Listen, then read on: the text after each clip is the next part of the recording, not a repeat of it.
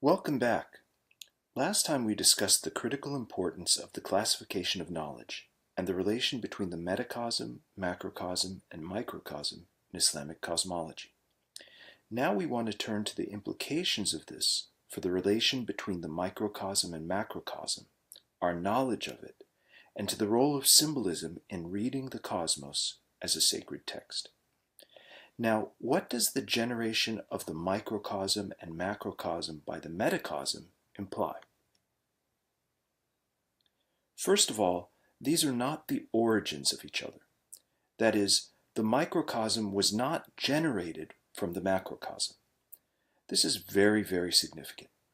That's what's expressed in religious language by saying that the human state reflects all the divine names and qualities, since God breathed His Spirit into Adam, as stated in the Qur'an and the Bible. The microcosm and macrocosm are created directly by the metacosmic reality, and each has a direct link. So that's one important lesson. Secondly, there's a correspondence between the two, which is the most important lesson for us to learn.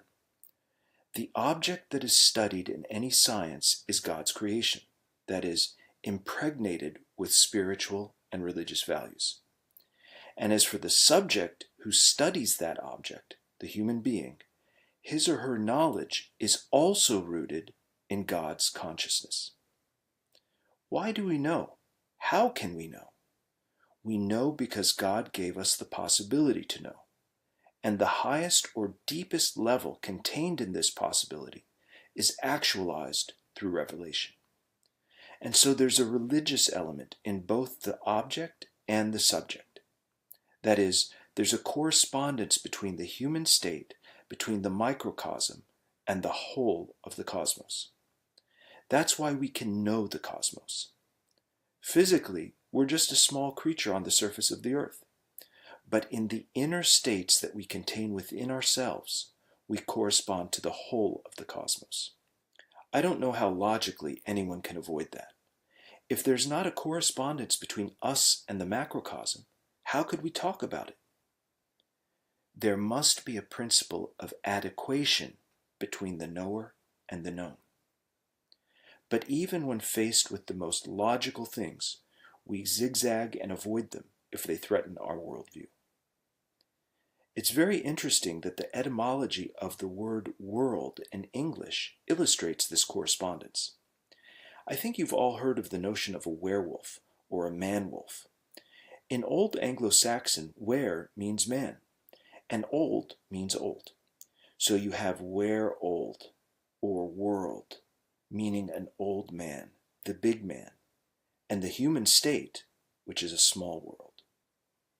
Now, all of these correspondences are very important because cosmology provides the matrix within which all the other sciences develop. And the starting point is the qualitative, symbolic meaning of numbers. The word symbol comes from the Greek word symboline, which means to bind levels of reality together. And diaboline means to deny that link. So a sacred science relating the hierarchy of levels of reality to one another is a symbolic science, whereas scientism is a diabolic approach to science, since it denies those links. Symbolism is the key to bring religion and science together, and it is the language of both. If we lose the symbolism of numbers, then we're on a railroad track to a diabolic science that takes us away from understanding nature as ayatul law and can send us over the cliff spiritually and environmentally from the Islamic point of view. Dr. Nasr sums this up beautifully when he states, quote, "The aim of all the Islamic sciences is to show the unity and interrelatedness of all that exists, so that, in contemplating the unity of the cosmos, man may be led to the unity of the divine principle, of which the unity of nature is the image." Unquote. That concludes our discussion of the importance of symbolism for cosmology and all the other sacred sciences. And now we turn to the origin and genesis of Islamic science.